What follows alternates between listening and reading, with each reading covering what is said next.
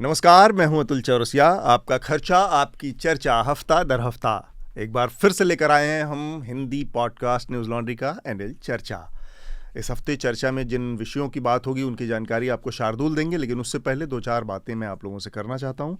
एक तो हमारा जो नया अभी एनएल सेना प्रोजेक्ट नहीं आया, पिछला ही चल रहा है, और वो है प्रेस फ्रीडम फंड, जिसमें आपसे हमें योगदान की उम्मीद है, तो इसको जल्द से जल्द पूरा कराने में हमारी मदद करें। इसके अलावा हमारे इस चर्चा पॉडकास्ट से संबंधित आपकी तमाम जो क्यूरियोसिटी है और उससे जुड़ी जो जानकारी है, सुझाव है, कुछ सलाह है, उसके लिए आप हमें दो तरीके से अपने पत्र ज़रूर लिखें, क्योंकि आपके पत्रों से हमें बहुत मदद मिलती है। एक तरीका है कि आप www.newslaundry.com/podcast-letters पे जाएं, और दूसरा तरीका है कि आप सीधे हमें, जो आसान तरीका है, podcasts@newslaundry.com पर हमें मेल कर दें अपने लेटर्स, तो वो सीधे पहुंच जाएंगे। अक्सर कई बार हमने बीच में देखा कि लोग न्यूज़ लॉन्ड्री के जो दूसरे अवेलेबल ईमेल आईडीज़ हैं उस पर मेल भेज देते हैं, तो वो फिर दूसरी जगह चला जाता है और फिर खो जाता है। ऐसे कुछ मामले हमारे सामने आए, तो उसकी बजाय आप सीधा podcasts@newslaundry.com पर सीधे मेल करें। जो हेडलाइंस है उस पर शार्दुल आए, उससे पहले जो हमारे साथ मौजूद आज पैनल है उनके बारे में मैं आपको जानकारी दूं। हमारे साथ सीनियर जर्नलिस्ट अक्षय मुकुल हैं। अक्षय मुकुल के बारे में आपको थोड़ा सा मैं जानकारी दे दूं। अक्षय मुकुल की 2 किताबें बहुत चर्चित हैं, बहुत ज़्यादा चर्चा में रही हैं, और लोगों ने उसको बहुत सराहा और बहुत क्रिटिकल उसका रिव्यू हुआ है। एक यहाँ पर मेरे साथ मौजूद है, Gita Press and the making of Hindu India. एक तो ये है, और दूसरी अज्ञे के ऊपर जो इनकी अज्ञे की बायोग्राफी है वो बहुत मशहूर है, जो बाद में आई, अभी हाल में आई थी, 1 साल 2 साल हुआ उसको आए बस। तो ये 2 किताबें हैं जो अक्षय ने लिखी हैं, और अक्षय आज हमारे साथ मौजूद हैं क्योंकि एक इससे जुड़ी घटना हुई है। और गीता प्रेस को जो भारत सरकार का, मेरे ख्याल से भारत रत्न तो नहीं कहेंगे, उसके बाद जो सबसे बड़ा नगद पुरस्कारों की श्रेणी में माना जाता है वो है गांधी शांति पुरस्कार, उसको देने का फैसला किया गया है गीता प्रेस को। तो उस पर हम आज विस्तार से बातचीत करेंगे। और इसके अलावा मेरे साथ हमारे सहयोगी अवधेश और शार्दुल दोनों लोग मौजूद हैं। आप दोनों का भी स्वागत, शार्दुल और अवधेश। शुक्रिया। हेलो। तो अब ये जो चर्चा का आरंभ है उसकी पहली सीढ़ी सुर्खियों से करी जाए, शार्दुल जी। तो मंगलवार को प्रधानमंत्री मोदी ने यूएसए की अपनी आधिकारिक यात्रा शुरू की। हालांकि वो इससे 4-5 बार पहले भी यात्रा कर चुके हैं अमेरिका की, लेकिन ये उनकी पहली स्टेट विजिट है, तो ये हमें याद रखना चाहिए। 3 दिन की इस यात्रा में भारत और अमेरिका दोनों देशों के बीच कई महत्वपूर्ण मसलों पर बातचीत होगी, समझौते होंगे और करार भी होंगे, ऐसी संभावना है।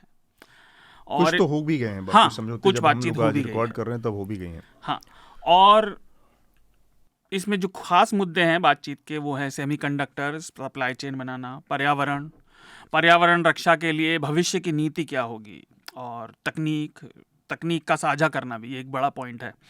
और साथ ही दोनों के बीच व्यापार के कई और मुद्दे और रक्षा मामलों पर कई मुद्दों की बात। टेक्नोलॉजी ट्रांसफर एक बड़ा मुद्दा है जो कि इस बार जिस पर समझौता हुआ है, जो कल के भाषण में हम खैर बात करेंगे, पर कहा भी था कि वो अमेरिका राजी हो गया जी।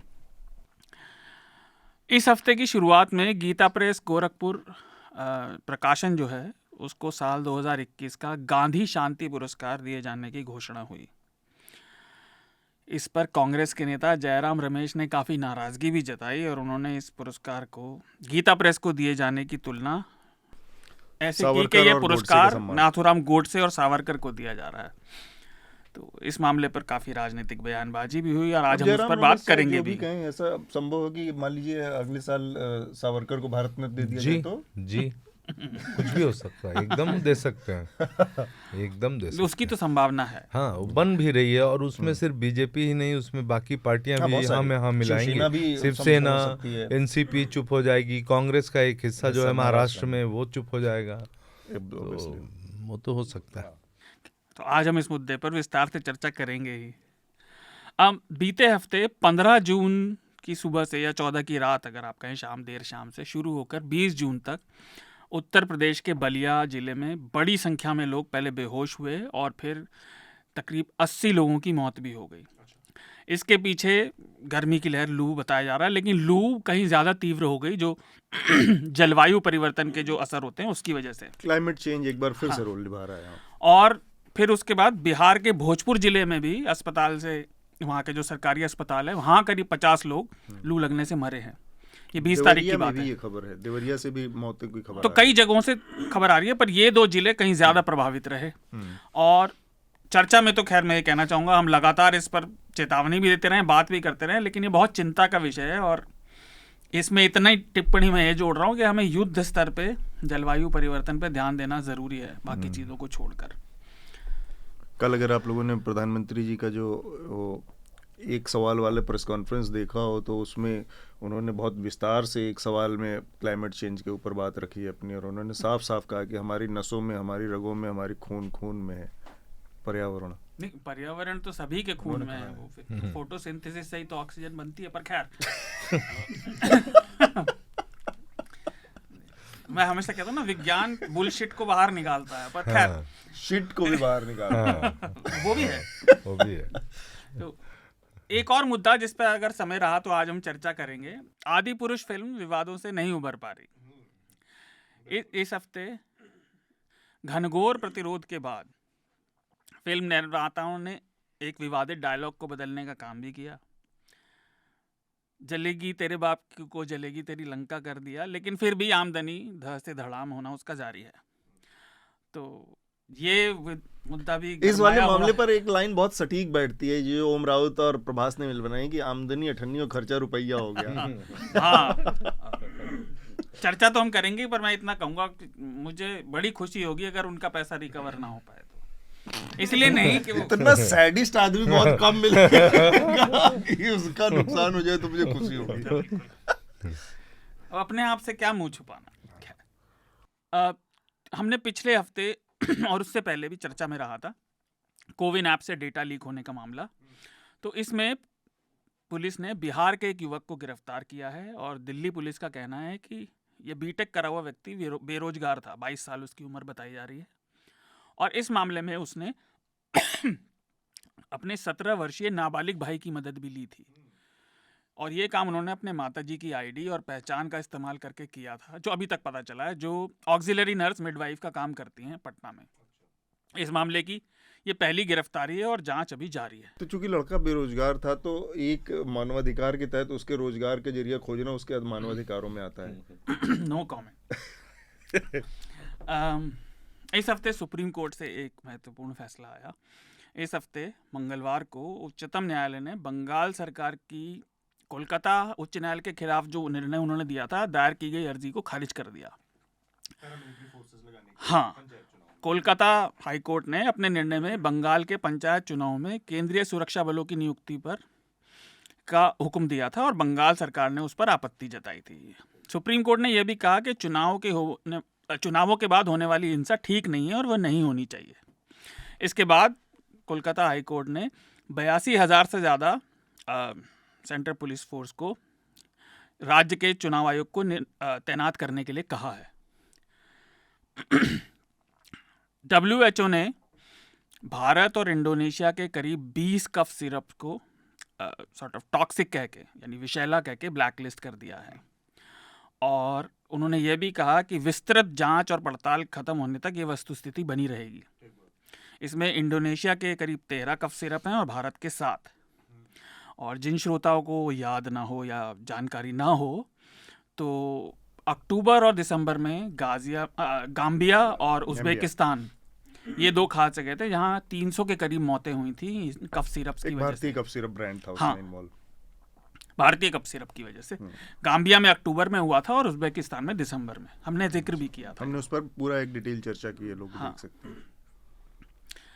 लोकतंत्र के सुधार के लिए काम करने वाली संस्था association for democratic reforms ADR ने सोमवार को चुनाव आयोग को पत्र लिखकर कहा कि वह उन राजनीतिक दलों के खिलाफ कार्यवाही करे जो अपने उम्मीदवारों की आपराधिक पृष्ठभूमि को सार्वजनिक नहीं कर रहे।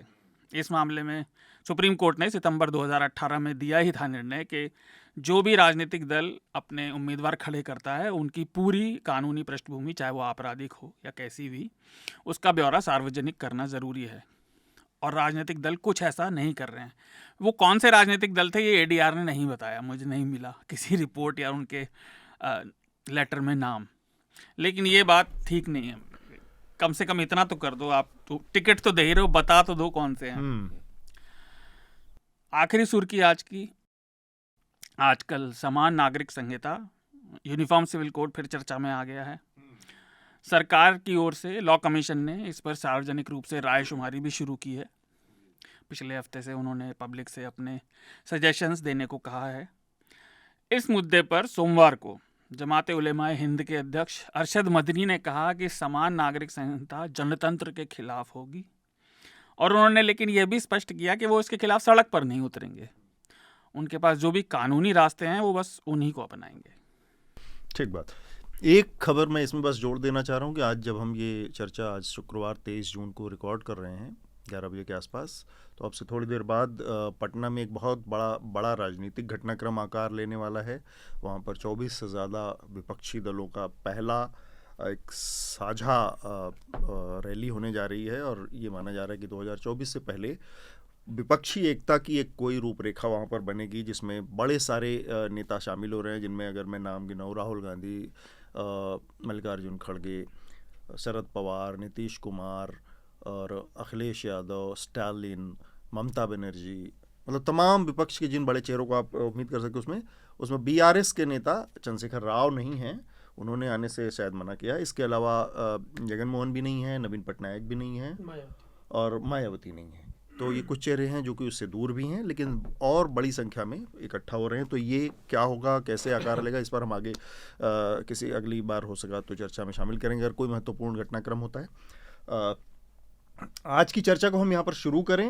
मैं सोच रहा था कि पहले एक चीज़ जो इस समय सबसे ज़्यादा सुर्खियों में है वो है प्रधानमंत्री नरेंद्र मोदी की जो अमेरिका की पहली स्टेट विजिट है, जिसमें व्हाइट हाउस ने उनको आमंत्रित किया है और राष्ट्रपति जो बाइडेन ने उनके सम्मान में डिनर दिया, और उसके बाद उन्होंने उनकी कांग्रेस को, ज्वाइंट कांग्रेस को संबोधित किया नरेंद्र मोदी ने। उससे पहले एक और घटनाक्रम हुआ, और एक जो साझा बयान था दोनों नेताओं के बीच में, बायलैटरल बातचीत थी। उसके बाद एक सॉर्ट ऑफ प्रेस कॉन्फ्रेंस नहीं कह सकते, क्योंकि उसमें सिर्फ 2 ही सवाल रखे गए, और उन 2 सवालों के एक सवाल प्रेसिडेंट जो बाइडेन से था और दूसरा प्रधानमंत्री नरेंद्र मोदी से था, और दोनों ने अपने एक सवालों का जवाब दिया। और उसके बाद वो पर एक तरह की वो उस डेमोक्रेटिक प्रोसेस का हिस्सा है जिसको कि अमेरिका दुनिया को सेल करता है, डेमोक्रेसी। एक और चीज़ सेल करता है युद्ध, जो कभी कभी तो वो तो बाद की बात है, हथियार। हाँ, लेकिन डेमोक्रेसी वो सब जो सेल करता है। तो उसके तहत वहाँ पे एक ये बड़ी चर्चा थी कि क्या यहाँ पर जो परंपरा रही है उसके हिसाब से प्रधानमंत्री नरेंद्र मोदी प्रेस से बातचीत करेंगे कि नहीं, प्रेस के सवालों का जवाब देंगे कि नहीं। और अपेरेंटली इसमें काफ़ी खींचतान, काफ़ी नेगोशिएशन, काफ़ी बातचीत चली, और अंत में जाकर इस बात पर, नतीजे पर सहमति बनी कि एक सवाल ही ले लिए जाए ताकि सबकी इज्जत बनी रहे। और वो भी सवाल पहले से पता होते हैं उनको। हाँ, सवाल क्या होगा? हाँ जी, मैं मतलब इतने साल की रिपोर्टिंग में मैं पता, हमारे इतनी कोलिग या होती थी कोई टाइम्स ऑफ इंडिया में, और जब कोई बाहर से आते थे तो डिसाइड होता था कि इस बार टाइम्स ऑफ इंडिया पूछेगा, हिंदुस्तान टाइम्स पूछेगा, और वो सवाल पहले से आप वो सवाल पूछेंगे, उनको आंसर पता है और बस कहानी वहीं खत्म। तो एक बहुत बढ़िया नाटक होता है, ऑर्केस्ट्रेटेड पूरा, बहुत बढ़िया कोरियोग्राफी होता है। तो ये कहानी है इस पूरे उसमें। लेकिन एक सवाल पूछा गया, और उस सवाल पर मैं थोड़ा सा ज़रूर बात करना चाहूँगा कि वो जो सवाल पूछा गया वो इस लिहाज से महत्वपूर्ण है, वो वेग टाइप सवाल था। उसमें कहा गया कि ऐसा कहा जा रहा है कि भारत में लोकतंत्र को एक तरह से, और जो उसके मानवाधिकारों का मसला है, सिविल सोसाइटी का मसला, उस पर हमले हो रहे हैं, या उसमें वेग टाइप था। कोई फैक्ट नहीं दिया गया कि स्पेसिफिकली माइनॉरिटीज़ के साथ क्या हो रहा है, स्पेसिफिकली पॉलिसी के लेवल पर सीएए, एनआरसी जैसी चीज़ों पर सरकार का क्या रुख है। तो टू द पॉइंट ना रखते हुए एक उस दायरे में सवाल पूछा गया जहाँ से निकलने के बहुत सारी गलियां थी मौजूद, और ऑलमोस्ट उसी में से एक गली का इस्तेमाल किया भी गया कि हमारा लोकतंत्र में हमारी कितनी गहरी आस्था है, हमारे डीएनए में कितना घुसा हुआ है। मुझे लगा कि फिर वो मदर ऑफ डेमोक्रेसी वाला क्लीशे भी ना घुस जाए, लेकिन संयोग से वो नहीं हुआ। बहरहाल तो एक भाषण जैसा हुआ प्रधानमंत्री के, लेकिन फिर भी इसमें जो महत्वपूर्ण चीज़ है उस पर मैं आप सबसे बातचीत करना चाह रहा हूँ। 70-75 सालों के आज़ाद भारत के इतिहास में कई प्रधानमंत्रियों ने कांग्रेस को संबोधित किया है, कई लोग यूएस के दौरे पर गए, बहुत सारे लोगों का मीडिया से बहुत खुला इंटरेक्शन रहा है, लेकिन किसी भी प्रधानमंत्री से आज तक ये सवाल नहीं पूछा गया कि आपके देश में अक़लियतों की इतनी बुरी हालत क्यों है, जो इंसानी हकूक़ मानवाधिकारों की बात है उसमें इतना डिप्रेशन क्यों है, उसमें इतनी दबाव क्यों है, उसमें इतने उठापटक क्यों है, और जो डेमोक्रेटिक लोकतांत्रिक प्रक्रियाएं हैं उसको लेकर एक तरह का बाईपास करने का रवैया ये क्यों है।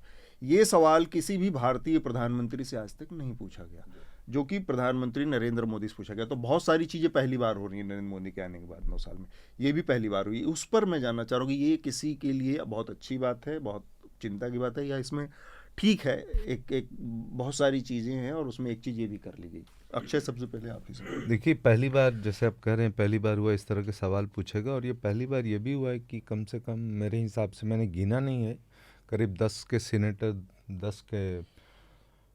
10 सीनेटर जो हैं उन्होंने स्टेटमेंट जारी किया है कि हम नहीं अटेंड करेंगे इसको। इनके जो संयुक्त भाषण था जो दोनों हाउस का, हाउस ऑफ रिप्रेजेंटेटिव और सीनेट का, तो उन्होंने 10 करीब सीनेटर्स ने बॉयकॉट किया है। और एक पैरेलल जो चल रहा है, जो कि जिसको हम अब मेन स्ट्रीम मीडिया कहते हैं इंडिया में, और वो मेन स्ट्रीम रह नहीं गया है वो तो आप देखेंगे तो लगेगा कि पूरा अमेरिका जो है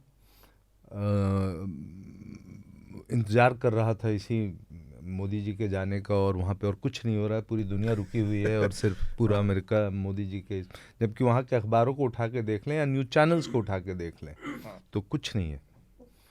तो ये एक है। और दूसरा ये हो सकता है, देखिए मैन्युफैक्चर करने में जो आर्टिफिशियली जो ये पूरा एक कोरियोग्राफी होता है, तो इसमें ये पता नहीं किसने ये क्वेश्चन, जो आपने बहुत सही सवाल उठाया कि पहली बार हुआ है, और वो पूरा आपके डेमोक्रेसी पे ही सवाल आपने अपने हिसाब से किया होगा कि हम इसका जवाब देंगे और मामला यहीं ठंडा हो जाएगा, लेकिन है कि ये पहली बार हुआ ही क्यों, ये पूछने की जरूरत ही क्यों पड़ी। प्राइम मिनिस्टर से सवाल पूछा गया। हाँ, तो ये जबकि बाकी बहुत नॉर्मली आप देखेंगे बायलैटरल जो होता है वो उन चीज़ों पे होता है, आप किस पे समझौता कर रहे हैं, क्यों। हाँ, और इसमें एक बड़ा बेसिक फंडामेंटल चीज़ उनको एक तरीके से देखें तो उनके पॉइंट ऑफ व्यू से है कि हमें मौका मिला और हमने अमेरिका में वाइट हाउस के सामने खड़े होकर कह दिया भाई हमारे डीएनए में डेमोक्रेसी है और ये है।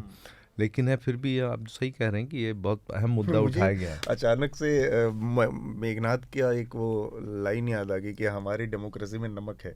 हाँ, हमारी डेमोक्रेसी में नमक और हमारे डीएनए में डेमोक्रेसी में डीएनए है, मतलब डीएनए में डेमोक्रेसी है। शार्दुल, आपकी पहली प्रतिक्रिया इस पर, प्रधानमंत्री जी ने जो जवाब दिया या जिस तरह से उनका अभी तक का दौरा रहा है? अब एक चीज़ और जानकारी के लिए अपने श्रोताओं को मैं बता दूं कि 75 सेनेटर और कांग्रेसमैन ने एक ओपन लेटर भी लिखा साइन के साथ दस्तखत करके, और उसमें उन्होंने ये बहुत सारी कंसर्न्स जताई थी, और उन्होंने जो बाइडेन से कहा था कि ये मुद्दे, और वो बहुत इट्स नॉट कि कोई बहुत सिनिकल रेडिकल आदमी कोई लेटर लिख रहा है, वो बहुत सजेस्टिव, बहुत पॉजिटिव टोन में लिखा है कि इतनी सारी चीज़ें, इतने सारे हमारे साझा वो हैं प्रयास हैं, यहाँ हम हिंदुस्तान और अमेरिका की चीज़ें मिलती हैं, जो हमारे शेयर्ड वैल्यूज़ हैं, डेमोक्रेटिक वैल्यूज़ हैं, वो कितनी ज़रूरी हैं। इस सब को लेकर आगे बढ़ते हुए हमें किन चीज़ों पर ध्यान रखना है और मोदी जी को से बातचीत करनी है, और वो थे कि मानवाधिकारों का मुद्दा क्या है, अक़लियतों का मुद्दा क्या है, सिविल सोसाइटी के साथ जो रवैया है वो क्या है, प्रेस के साथ क्या है। ओबामा ने भी इंटरव्यू दिया क्रिस्टिना मैनफोर्ड को, उसमें भी उन्होंने ये मुद्दा उठाया कि कहना चाहिए अमेरिका को। तो ये जो आपने बताया ना 70-75 जो सेनेटर थे वो डेमोक्रेटिक, सारे सेनेटर नहीं है उसमें, कांग्रेसमैन और सेनेटर रिप्रेजेंटेटिव और वो सब मिले। तो जितने भी ये रिप्रेजेंटेटिव्स हैं इन्होंने डेमोक्रेट्स थे, इन्होंने लिखा था बाइडेन को कि आप ज़रूर उठाएं।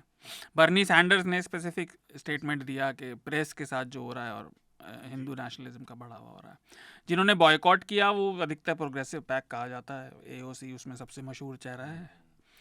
तो मैं तो व्यक्तिगत तौर पे हम देख रहे थे हिंदुस्तान के नागरिक की तरह, एक तो ये स्टेट विजिट है तो इसमें फॉर्मेलिटी ज़्यादा होगी भी इनकी पुरानी वालियों से, अब उसकी विस्तार से चर्चा बाद में, पर मैं तो यही सोच रहा था कि शायद ये पहली बार है कि प्रधानमंत्री ने ओपन प्रेस कॉन्फ्रेंस में सवाल लिए, भले ही वो भी डिसाइडेड थे कि किस पब्लिकेशन से लेना है, लाइक वॉशिंगटन पोस्ट से लिया, वॉल स्ट्रीट जर्नल से लिया था, अच्छा WSJ, हाँ वॉल स्ट्रीट जर्नल से लिया था।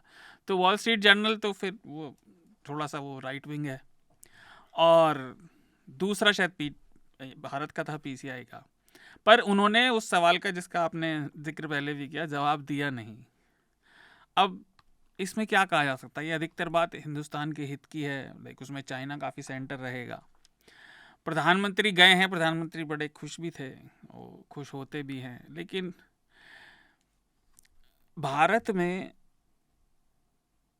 इतनी बड़ी डेमोक्रेसी होते हुए भी प्रधानमंत्री का जो लीडर है डेमोक्रेटिक वैल्यूज़ का, सो कॉल्ड, लाइक कम से कम सरकारी या आप कह सकते हैं प्रशासनिक, उसका जवाबदेह ना होना ये बड़ी दिक्कत की बात है। और ये सबको चुभता है, और ख़ासतौर से लाइक मेरे जैसे लोगों को, हमारे जैसे लोगों को तो बहुत चुभता है।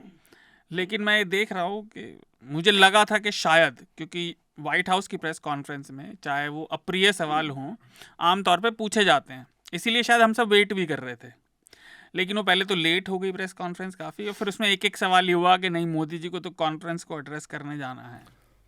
तो कम से कम मेरी नज़र में तो आया कि देखिए, अमेरिका हमेशा से, और वो उसकी हिपोक्रेसी हमेशा रही है, बिजनेस को ऊपर रखता है, तो वो सवाल नहीं हुए। हाँ, वो सऊदी अरब से भी उसका क्लोज अलाई रहेगा, और मतलब इंडिया भी दुनिया के सबसे बड़ा लोकतंत्र भी उनका क्लोज अलाई रहेगा। लेकिन जो मुझे कम से कम उम्मीद थी कि कुछ नहीं तो 5-7 सवाल तो पूछ ही लिए जाएंगे, उसमें एक ना एक 5-7 नहीं भाई साहब, सवेरे ही कंफर्म था कल से कि दो ही सवाल है, उसके बाद आप अपने घर जाइए, खाना अच्छा खाएंगे लोग। नहीं, वो बात ठीक है, पर मुझे लगा था कि शायद हो जाए, क्योंकि आमतौर पे व्हाइट हाउस की प्रेस कॉन्फ्रेंस में इतना मैं आपको बताता हूँ इतने आशावादी हैं। मैं बताता हूँ क्यों मैं आशावादी था। एक वजह से, ट्रंप ने जब ऐसा किया था ना, तो फॉक्स न्यूज तक ने भी, फॉक्स न्यूज नहीं है ना, in all for all practical purposes वो रिपब्लिक भारत है, वो रिपब्लिक भारत ही है ना।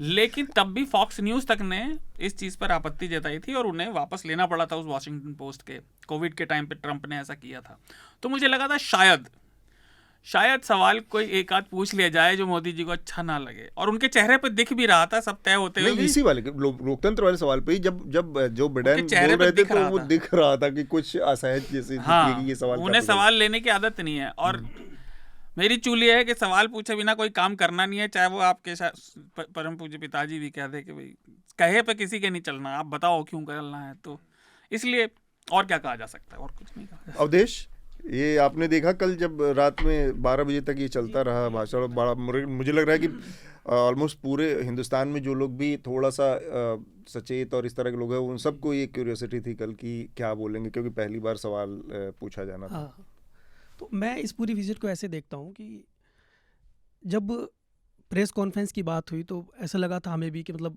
कुछ सवाल आएंगे, क्योंकि कई बार क्या होता है कि जब हमारे देश में दलितों के साथ अत्याचार हो, या मुस्लिमों की कोई बात हो, या जैसे एनआरसी का मामला था, किसान आंदोलन था, तो विदेशी अखबारों में खूब खबरें छपती थी कि देश भारत में ऐसा हो रहा है। तो यहाँ भी हमें उम्मीद थी कि कुछ पत्रकार ऐसे सवाल करेंगे कि कुछ तीखे सवाल करेंगे, लेकिन वो चीज़ सब देखने को नहीं मिली। इसके बावजूद जो है बराक ओबामा का एक आया कि भी अगर भारत में अगर मेरी बात होती पीएम मोदी से, तो मैं ज़रूर पूछता कि भारत में अल्पसंख्यकों की क्या स्थिति है और उनके लिए वो क्या कदम उठा रहे हैं। तो ये सब बातें हुई थी। दूसरी बात, जो भारतीय मीडिया में जिस तरह इस विजिट को पूरा दिखाया जा रहा है, तो मतलब ये कोई पहली विजिट तो है नहीं। इससे पहले भी इंदिरा गांधी हुई, मोरारजी देसाई हुए, राजीव गांधी, अटल बिहारी वाजपेयी, मनमोहन सिंह, जवाहरलाल नेहरू। हाँ, जवाहरलाल नेहरू सबसे पहले तो वही गए थे 1949 में। तो ये इतनी सारी विजिट हुई, और ये जो स्टेट विजिट है, स्टेट विजिट भी 2009 में मनमोहन सिंह गए थे जहाँ तक मुझे याद है। तो तब भी स्टेट विजिट हुई थी। ओबामा ने जनवरी में वो राष्ट्रपति बने थे, उसके बाद उन्हें बुलाया। लेकिन उसके बावजूद जिस तरह यहाँ दिखाया जाता है कि मतलब 21 तोपों की सलामी है, इस तरह का मतलब प्रोपोगेंडा के तहत, ना तो उस तरह के सवाल हमें देखने को मिले, और ना कोई मीडिया इस तरह की बात कर रहा है कि इससे पहले भी कितने प्रधानमंत्री गए, कितने देसी 2014 में पैदा हुआ। हाँ, उनको लगता है कि 2014 में मोदी जी आए, तो उसके बाद से सब ये स्टेट विजिट और निमंत्रण मिलना और इस तरह की चीज़ें हो रही हैं। खैर, एक चीज़ इसमें मैं बराक ओबामा से मुझे बड़ी गहरी निराशा है कि दोस्ती का मान नहीं रखा उन्होंने। और जबकि मोदी जी ने ऑन एयर कहा है इस बात को कि बराक से बातें होती हैं, तू तड़ाक हमारे तू तड़ाक वाले रिश्ते हैं, ऐसा नहीं है कि आप मतलब इस तरह का। तो उस बराक ओबामा ने दोस्ती का उस तरह से मान नहीं रखा, एकदम नहीं रखा। ये थोड़ा सा मुझे इससे एक निराशा वाली बात है। लेकिन अगली इसकी जो बात है वो ये है कि अब हम बिजनेस की बात आते हैं, जो बहुत सीरियस मसला है। सब कुछ के बाद जो आप कोरियोग्राफी और ऑर्केस्ट्रेटेड और उस पूरे ये तामझाम की बात करें जिससे दुनिया को संदेश देते हैं कि लोकतंत्र वाला जो मसला है कि एस्टेब्लिश हो गया, अब उसके बाद असली बात आती है। और भारत के लिहाज से अमेरिका का बने रहना या अमेरिका के साथ क्लोज रिश्तों में बने रहना एक बहुत महत्वपूर्ण मुद्दा है। खासकर आज जब दुनिया में एक और पोल उभर रहा है और वो हमारा एकदम इमीडिएट पड़ोसी है, चाइना। चाहे जिस भी वजह से, बेहतर तो स्थिति ये होती कि चाइना के साथ हमारे रिश्ते बहुत सामान्य होते, जो कि संभव नहीं है। जिस तरह का हमारा 62 ऑनवर्ड जो जिस तरह के हिस्टोरिकल हमारा रिलेशनशिप जो उसका इतिहास है, उसमें ये चीज़ें सामान्य नहीं हो सकती, क्योंकि ज़मीन का भी उसमें मसला है, बॉर्डर का डिस्प्यूट है। इन सब चीज़ों के बावजूद जो तो चाइना के साथ तो सामान्य स्थिति ना होने के बाद अमेरिका के साथ हमारे रिश्तों का एक दूसरा महत्व है। और जो चीज़ इस बार जो सब बहुत महत्वपूर्ण तौर पर देखी जा रही है, और जो स्ट्रेटजिस्ट हैं इस मामले को, जो बायलैटरल रिलेशंस के इंडिया और अमेरिका के, चाइना के नज़रिए से देख रहे हैं, जो चीज़ों को एनालाइज कर रहे हैं, उसमें ये बात बहुत उभर कर आ रही है कि चाइना को काउंटर करना एक चीज़ है। चाइना को काउंटर करने की प्राथमिकता अमेरिका की हो सकती है। भारत की ऐसी कोई प्राथमिकता नहीं कि चाइना को काउंटर करना है। भारत की प्राथमिकता ये है कि साउथ एशिया में उसकी जो स्थिति है, उस प्रभुत्व वाली स्थिति को पे कोई आँच ना आए, या उस पर किसी तरह का दाग न लगे, या उसमें, और वो कहीं ना कहीं पिछले 10-20 सालों में बहुत तेजी से खत्म हो गया। आप देखिए श्रीलंका के साथ, नेपाल के साथ हमारे रिश्तों में इतनी दरार आई है, बहुत बुरा हाल है। श्रीलंका के साथ वही है। चाइना हर जगह जा रहा है, नेपाल हो, श्रीलंका, पाकिस्तान तो हम जानते ही हैं। बांग्लादेश के साथ भी मतलब वो पहले वाली बात नहीं है, लेकिन हाँ ठीक है, बांग्लादेश के साथ तो हम पूरा वो जो सार्क का कॉन्सेप्ट था खत्म हो गया, सार्क वो तो खत्म हो गया सार्क, तो अब वो रहा नहीं।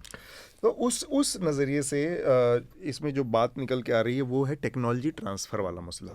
टेक्नोलॉजी ट्रांसफ़र, और उसमें नो डाउट अमेरिका ने एक बड़ी पहल की है। मेरे ख्याल से उतना बड़ा तो नहीं कहा जाएगा इसको, लेकिन सिविल न्यूक्लियर डील अपने आप में बहुत बड़ा लैंडमार्क था कि जहाँ से पूरा इंडिया और अमेरिका के रिश्ते की धारा बदल गई।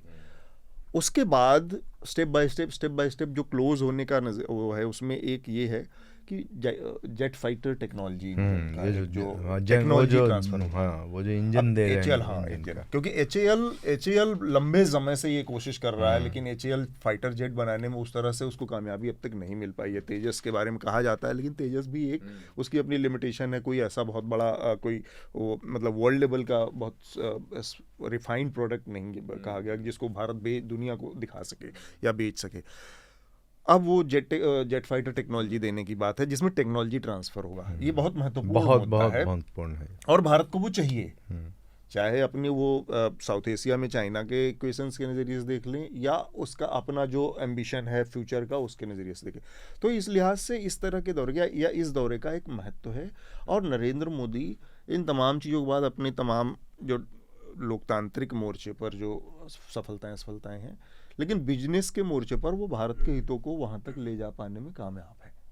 ये एक बड़ी महत्वपूर्ण चीज़ है जिस पर मैं चाह रहा हूँ कि आप लोगों की एक कमेंट्री, क्योंकि भारत के लिए अल्टीमेटली मोदी के तमाम साइड इफेक्ट के बाद भी बिजनेस का जो मुद्दा या दूरगामी जो भारत के इस मामले फ्रंट पे हित हैं, ये कहा जा सकता है कि दोनों चीज़ें आपस में जुड़ी हैं। अगर ये सही नहीं होगा तो वही सही होगा, क्या हो जाएगा। तो सबको स्वस्थ होना चाहिए, लेकिन फिर भी बिजनेस के जो इंटरेस्ट है वो मोदी उसको भारत के हित में झुका पाने में या उसको ला पाने में कामयाब है। देखिए, विदेश नीति में जो देखा गया है कि विदेश नीति सरकारें बदलती है, लेकिन विदेश नीति ना स्थिर रहती है। वो एक कंटिन्यूटी कहीं ना कहीं एक रहती है उसमें। तो जैसे आपने वो सिविल न्यूक्लियर डील की बात की, तो उसके बाद ये बहुत बड़ा डील है और ये बहुत सालों से चल रहा था। अगर आप देखें, अगर आप जो विदेश नीति पे लिखते पढ़ते हैं, वो कह रहे हैं कि बहुत सालों से चल रहा था। और वहाँ यूएस में के अंदर ही एक सिस्टम में स्टेट डिपार्टमेंट और इन सब के बीच मतभेद था कि हम टेक्नोलॉजी ट्रांसफ़र करें या नहीं करें। अब फाइनली जो है यूएस एडमिनिस्ट्रेशन जो भी लोग हैं उन्होंने बोला नहीं अब करना है। तो ये बहुत बड़ा ये टेक्नोलॉजी का बहुत सालों से चल रहा था और ये हुआ है। तो हमें जो बिज़नेस का जो पूरा मामला है भारत और अमेरिका के बीच, हमें उस कंटिन्यूटी के तहत देखनी चाहिए। और कोई भी प्रधानमंत्री होता अभी तो वो बिजनेस डील कर रहा होता। और आप देखेंगे कि कांग्रेस हो कोई भी, जनरली जैसे न्यूक्लियर डील के टाइम में जो कम्युनिस्ट पार्टियां थी उन्होंने बहुत हंगामा खड़ा किया, वो कर लिया। तो अब वो कुछ है नहीं और एक नॉर्मल कंसेंसस रहता है विदेश नीति में, तो उसी के तहत ये काम हो रहा है।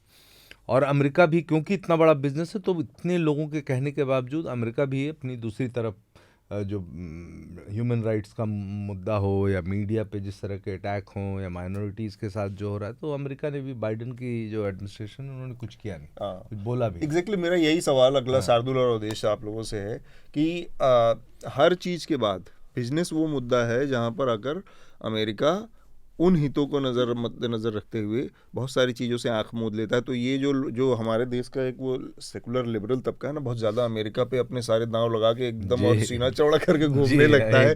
ये अमेरिका में तो घेर लेंगे और गिरा देंगे मोदी जी को, अमेरिका में गिराने से कुछ नहीं होगा। अमेरिका में मोदी जी बिजनेस करने का और अमेरिका को बिजनेस चाहिए, बिजनेस करना चाहिए उनको। देखिए, अमेरिका हमेशा से साम्राज्यवादी देश रहा है। अधूरा ज्ञान ना ज्ञान होने से ज़्यादा खतरनाक होता है ना। तो जिन लिबरल्स की आप वो बात कर रहे हैं वो केवल थोड़ी थोड़ी हेडलाइन पढ़ लेते हैं, ऊपर ऊपर की मलाई खा लेते हैं, दूध देखते नहीं कि फटा हुआ बचा भी कि नहीं, कि फटे दूध की तो नहीं है।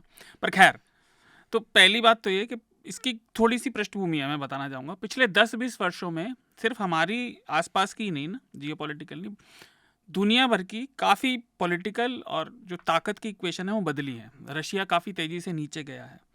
अमेरिका पारंपरिक रूप से पाकिस्तान का पार्टनर हुआ कर सकता है, बिल्कुल गल भैया। पार्टनर अमेरिका नहीं हुआ करता था, पाकिस्तान पार्टनर हुआ करता था। दोनों पार्टनर थे, आप जिधर से कह लें। अब वहां पे पाकिस्तान की इतनी तो हैसियत नहीं रही होगी कि अमेरिका को पार्टनर बना ले। नहीं, उन्होंने बनाया था। मैं आपको बताऊं, पाकिस्तान ने ऐतिहासिक तौर पर अपनी ज्योग्राफी का बहुत बढ़िया यूज किया है। पाकिस्तान आईएसआई की विदेश नीति, आप उससे अग्री करें ना करें, जो टेररिज्म वाली है, वो सबसे सफल विदेश नीतियों में से एक है। जो हॉकिश फॉरेन पॉलिसी है उसकी, वो उसको माना जाता है बहुत सफल रही है। अब परिस्थितियां बदल गई हैं। पाकिस्तान से अमेरिका बुरी तरह से त्रस्त हो चुका है। अमेरिका में उसने, अफगानिस्तान में उसने देख लिया क्या क्या हुआ, बाइडेन ने निकाल भी लिया, उसके बाद हमने उस पर भी बात की है। चीन की जो आपने बात कही, चीन एक ट्रिकी सिचुएशन है। एक तो जैसे कई लोग, मैं एक पॉइंट याद, जब आप लोग बात कर रहे थे मैंने लिखा कि टीवी चैनलों पर बड़ा मच रहा, अरे इंडिगो इतने एयरबस खरीद रहा है, और वो टोटल करीब 1100 का ऑर्डर दिया है। तो ये कोई बहुत बड़ी चीज़ नहीं है, पहली बात। और उसको कुछ लोग तो चैनल वाले आपको अच्छे से पता ही है, अमेरिकन एविएशन इंडस्ट्री के लिए बड़ी चीज़ नहीं, 1100 इन्होंने कहा, और प्लस एयर इंडिया ने भी बहुत बड़ी, वो बहुत बड़ी बिजनेस डील है। लेकिन हमारे टीवी पे क्या दिखा रहे थे, चीन से टक्कर लेने के लिए भारत, और वो अभी भी चल रहा है ड्रोन के लिए। टीवी का तो क्या उन मामलों में। दूसरा, ये सिविलियन एयरक्राफ्ट है। आपने जो बात की जीई, जनरल इलेक्ट्रॉनिक्स और एचएएल के बीच जो फाइटर जेट, वो अभी डील है, वो भविष्य के लिए बहुत अच्छी चीज है। प्लस ड्रोन टेक्नोलॉजी नहीं, लेकिन ड्रोन बना बनाया ड्रोन लेने की बात है। ये आर्म ड्रोन्स की बात है। तो आर्म ड्रोन बहुत इंपॉर्टेंट हैं। बराक ओबामा उसके लिए काफी मशहूर भी रहे हैं, उन्होंने बुश से भी ज्यादा स्ट्राइक की थी। पर तीसरा, सबसे ज्यादा बॉम्ब गिराने का रिकॉर्ड बराक ओबामा का अभी तक है। मोदी जी ने कल कॉन्फ्रेंस में एक बात की जिसे मैं पर्सनली कंफर्म नहीं कर पाया, पर स्टेट विजिट की प्रेस कॉन्फ्रेंस में है तो मैं मान रहा हूँ। उन्होंने कहा अमेरिका अब भारत का सबसे बड़ा बिजनेस पार्टनर बन गया है। तो करीब शायद $119 बिलियन उन्होंने बोला था। तो ये भी एक बड़ी चीज़ है। तो हमारे रिलेशन बदल रहे हैं, क्योंकि पहले अगर आप देखें वही 10-20 साल का जो मैंने टाइम कहा, अटल बिहारी वाजपेयी सरकार के समय हम पे सैंक्शन लगाए थे अमेरिका ने। तो ये बहुत तेज़ी से हमारे रिश्तों में प्रगाढ़ता आई है। और देखिए, हम अपने यहाँ बुराई भी करते हैं, और बुराई सही शब्द नहीं, आलोचना भी करते हैं, और सुधार की परिस्थितियाँ, सुधार की नेसेसिटी जिसे आप कह सकते हैं, वो हर जगह रहती है। लेकिन भारत और अमेरिका अगर पार्टनरशिप में आएंगे तो फिलहाल निकट भविष्य के लिए वो भारत के लिए बहुत अच्छा है, क्योंकि हमारा एक तो अड़ोस पड़ोस बड़ा गड़बड़ है। एक चीज़ और, मैं पर्सनली जिसमें इंटरेस्टेड हूँ, ये टेक्नोलॉजी एक्सचेंज, जेट इंजन और इन सब के अलावा सोलर पैनल में, क्योंकि याद हो सोलर पैनल प्रोडक्शन में अमेरिकन कंपनी ने ही वर्ल्ड WTO में बहुत ऑब्जेक्शन लगाए थे और उन्होंने काफ़ी रोक लगाई थी, जिससे सोलर इंडस्ट्री को हिंदुस्तान में काफ़ी नुकसान भी हुआ था। अगर उसके बीच कुछ होता है तो बड़ा अच्छा रहेगा, क्योंकि हमारा देश बहुत फिट है भूगोल के हिसाब से सोलर एनर्जी को यूज़ करने के लिए। हमारे देश के अधिकतर क्षेत्रों में भरपूर सनलाइट मिलती है, तो अगर ये काम हो पाए आने वाले कुछ में तो काफ़ी अच्छा रहेगा। दूसरा, आप मोदी जी ने जिक्र किया, उसके बारे में अभी मैंने पढ़ा नहीं है, अगले हफ्ते उससे अगले हफ्ते जब भी बात करेंगे, ग्रीन हाइड्रोजन, जिसके लिए वो कह रहे हैं कि हम टेक्नोलॉजी एक्सचेंज भी करेंगे। तो ये चीज़ें काफ़ी इंपॉर्टेंट हैं। ठीक बात। अवधेश अपनी बात रखें इस पूरे मुद्दे पर। उससे पहले मैं यहाँ पर जो वीडियो टेलीकास्ट है इसका, इस पॉडकास्ट का, इसको हम यहाँ पर रोकेंगे और ये पूरी चर्चा पॉडकास्ट पे जारी रहेगी, तो आप अपने पॉडकास्ट प्लेटफॉर्म का इस्तेमाल करें पूरी चर्चा सुनने के लिए। धन्यवाद।